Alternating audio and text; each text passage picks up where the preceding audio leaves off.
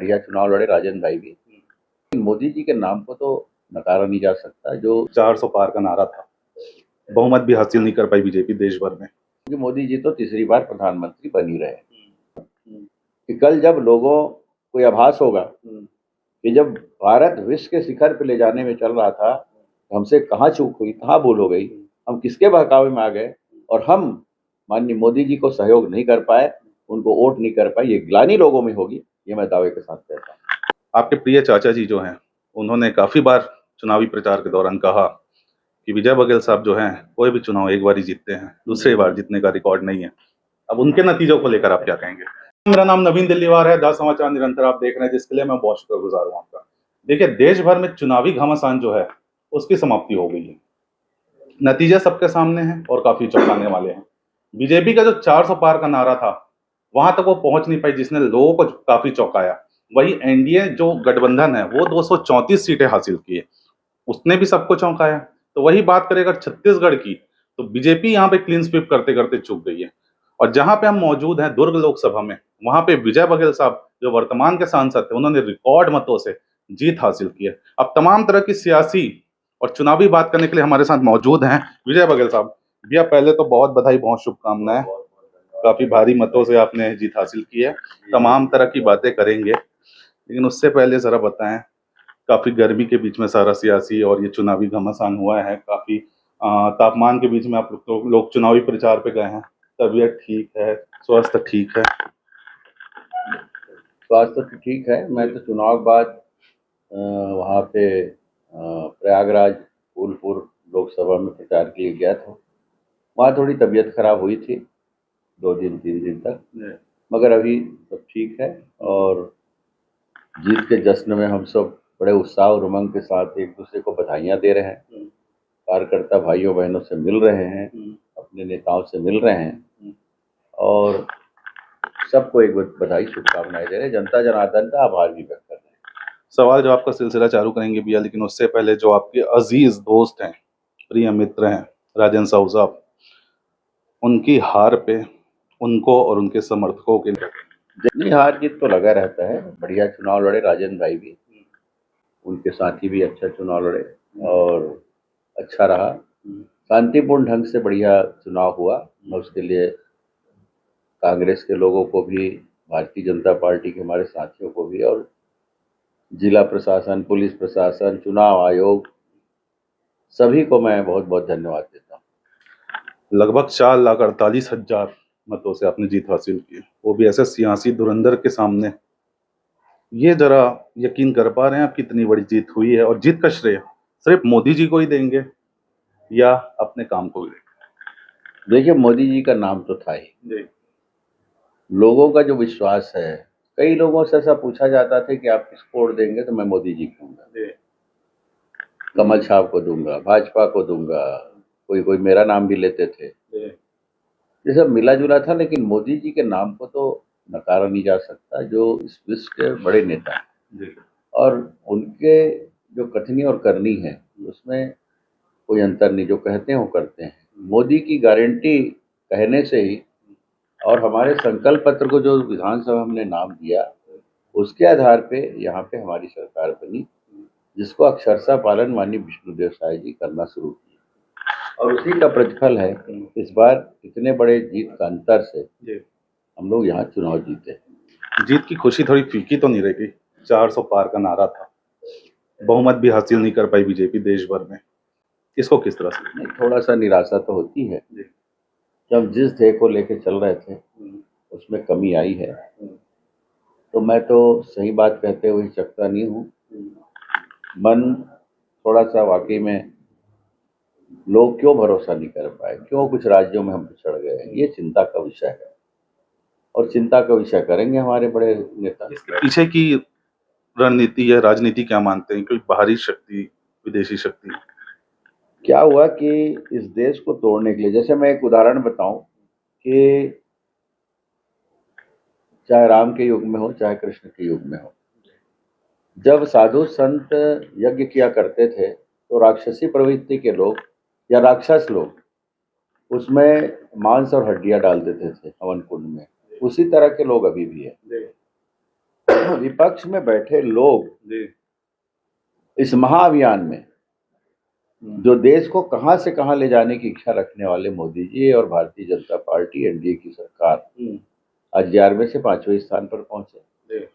इस कार्यकाल में संकल्प था कि बहुत सारी कमियों को दूर करके हम इसको तीसरे स्थान पर ले जाएंगे और वो पूरा होगा, क्योंकि मोदी जी तो तीसरी बार प्रधानमंत्री बन ही रहे। मैं ये कहना चाहता हूं कि जो विदेशी ताकतें हैं जो इस देश को तोड़ने में लगी है, मोदी जी प्रधानमंत्री ना बने उसके लिए लगी है। इसलिए जो विपक्षी बहुत सारे अनर्गल बयानबाजी की, झूठे जो बातें हैं उसमें लोगों को उलझाने का प्रयास किया, कुछ बकवास बातें किए, विसंगति फैलाने का प्रयास किए। हमारे राज्य में तो फर्क नहीं पड़ा, मध्य प्रदेश में फर्क नहीं पड़ा, उड़ीसा में नहीं पड़ा, लेकिन कुछ राज्यों में फर्क पड़ा और बड़े राज्यों में फर्क पड़ा।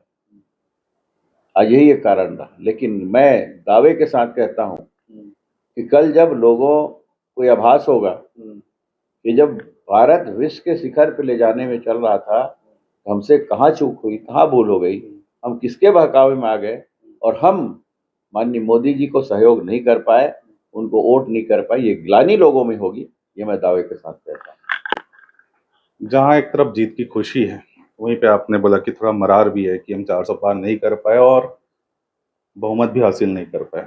ऐसे में जहां आपके समर्थक जो उम्मीद लगा के बैठे हैं कि भाई विजय भैया को इस बार मंत्रिमंडल में शामिल किया जाएगा, मंत्री पद मिलेगा, तो उसको किस तरह से देखें? मैं उनकी भावनाओं का सम्मान करता हूं, लेकिन मैं उनसे ये भी निवेदन करना चाहता हूं कि मोदी जी कभी भी किसी को कम सम्मान नहीं देते, चाहे मंत्री हो चाहे सांसद हो, समान रूप के सबसे सम्मान करते हैं और समान रूप के सबकी बातें गंभीरता से सुनते भी हैं और जो सही काम है उसके लिए वो निर्देश भी करते हैं, सहयोग भी करते हैं। तो हमको ये नहीं लगता कि हम मंत्री हैं कि नहीं है। माननीय मंत्रीगण भी उसी तरह सम्मान देते हैं, तो जिसकी किस्मत में होगा मंत्री बनेगा। मेरे मन में कभी इतनी बड़ी जो लालसा नहीं रहती, या मैं कभी इतनी बड़ा महत्वाकांक्षा पाल के नहीं रखता। मैं लेकिन अपने समर्थकों के मन की बात, जो दिली इच्छा उनकी है, इतना जो आपको समर्थन उन्होंने किया है, उनकी भी बात तो रखनी पड़ेगी ना, अपनी बातों, उनकी बातों को वहां तक पहुंचाएंगे। देखिए, वो तो जो शीर्ष नेता है वो तय करेंगे, हमारी कहीं भूमिका उसमें है ही नहीं है। और इस तरह की अगर बातें हमारे कार्यकर्ता सोच रहे हैं तो उनकी सोच ही मेरे लिए बहुत बड़ा पद है। वो जो दिल से ये भावना रखे हैं, उससे बड़ा पद कोई हो ही नहीं सकता। आखिरी 2 सवाल, आपको दिल्ली जाना है। आपके प्रिय चाचा जी जो हैं, उन्होंने काफी बार चुनावी प्रचार के दौरान कहा कि विजय बघेल साहब जो हैं, कोई भी चुनाव एक बार ही जीतते हैं, दूसरी बार जीतने का रिकॉर्ड नहीं है। अब उनके नतीजों को लेकर आप क्या कहेंगे? मैं तो दूसरी बार सांसद जनता की कृपा से बन गया, हमारे कार्यकर्ता भाइयों बहनों की मेहनत से बन गया, लेकिन वो कभी सांसद नहीं बन पाएंगे, ये तय हो गया है। तीसरी बार सांसद लड़े, रायपुर जाके लड़े, दुर्ग में लड़े, नांदगांव में लड़े, अब कहीं और बचा है, अगली बार वहां भी थोड़ा सा अपनी किस्मत आजमा लें। कहीं से भी सांसद बनने वाले नहीं है वो। अब तो शायद अगले टर्म में विधायक बनेंगे, नहीं पड़ेंगे, उनके भी लाले पड़ेंगे, ये मैं कहता हूँ। तो वो मुझे लापता सांसद कहते थे, तो मैंने कहा था कि मुझे ऐसे लोगों को सर्टिफिकेट देने की जरूरत नहीं है, न कांग्रेसियों को देना है, ये ऐसे लोगों को देना है। मुझे सर्टिफिकेट देना है अपनी जनता जनार्दन को, और उन्होंने मुझे सर्टिफिकेट दे दिया कि मेरी सक्रियता क्या थी, कोरोना काल में भी मैं किस तरह लोगों के बीच में उनकी सेवा में लगे रहा, और इन जो 5 साल में मैंने जो सेवा की, मैं सुख दुख में साथ रहा, उसका प्रमाण पत्र दूसरी बार जिताकर जनता मुझे दे दी है। मैं उसको सिरोधार करते हुए जनता की सेवा में सतत लगे रहूंगा। लगभग 3 दशक से आप राजनीति में हैं। आपका राजनीतिक अनुभव, इस समय देश में जो माहौल है, बात करें चंद्रबाबू नायडू और नीतीश कुमार जी की, कंधे पे एनडीए की सरकार बनने जा रही है, उन्होंने अपना समर्थन दे दिया है। आपका अनुभव क्या कहता है, 5 साल किस तरह से चलेगी? क्योंकि अभी तक मोदी जी एक तरफा अकेले अपने दम पे सरकार चला रहे थे पूर्ण बहुमत के साथ, अब जो है बैसाखी का सहारा लेना है। तो आपका अनुभव क्या कहता है, ये 5 साल एनडीए की सरकार कैसे चलेगी केंद्र में? बिल्कुल चलेगी, पूरा विश्वास है। तो चंद्रबाबू नायडू जी के भी मन में देश के लिए भावना है जी। और 5 साल उन्हें संघर्ष करके फिर से जनादेश दिया। खबरें ये निकल के आ रही कि तकरीबन 9 मंत्री विभागों की उन्होंने मांग की। वो तो देखिए जी। ये सब खबरें चलते रहती है, जी। मगर कल जो बैठक हुई है सर्वसम्मति से सबने मिलकर मोदी जी को एनडीए का लीडर बना दिए हैं और कल जो बैठक होगी उसमें सर्वसम्मति से लोकसभा के लीडर के रूप में उनको उनका निर्णय हो जाएगा। इंडिया गठबंधन से कितना खतरा है एनडीए की जो अलायंस की सरकार जो अभी बन रही है उसकी? दूसरा, राहुल गांधी को विपक्ष का नेता बनाने जा रही है इंडिया गठबंधन, ये खबर निकल के आ रही, इसको लेकर देखते हैं क्या होता है। पहले जो उनके लीडर थे तो हार गए, निरंजन साहब, तो अभी अब क्या कर रहे हैं उनका सिर दर्द है, हमें क्या कहना है। जो भी लीडर रहेंगे उनके सामने हम फेस करेंगे और इंडिया गठबंधन जो भी कर ले, लेकिन मोदी जी के नेतृत्व में कोई नकार नहीं सकता, ये सर्वदा सत्य है। मोदी जी के भाषण को आप सुने कि न कोई चेहरे में शिकन, न कोई तनाव, न कोई ऐसा चिंता, निश्चिंत भाव से वो चुनौती को अवसर के रूप में बदलना जानते हैं और अब तो दुगुने उत्साह से, दुगुने ताकत के साथ, भले ही हम संख्या में कम हुए लेकिन हमारी शक्ति, हमारा मनोबल कम नहीं हुआ है। इससे देश को नुकसान होगा क्या? बैसाखी का जो सरकार बनेगा, नहीं, कोई नुकसान नहीं होगा। आप अटल जी के कार्यकाल को देख लीजिए, पूरा 5 साल वो चलाए और अच्छे से चला। उस कार्यकाल को स्वर्णिम कार्यकाल कहा जाता है और वैसे भी हमारी संख्या ज्यादा थी भाजपा की, तब भी एनडीए को वही सम्मान माननीय मोदी जी दिए हैं, चाहे 14 में हो चाहे 19 में हो। हम 303 थे तब भी वही सम्मान एनडीए के जो धड़े हैं उसको मिला है।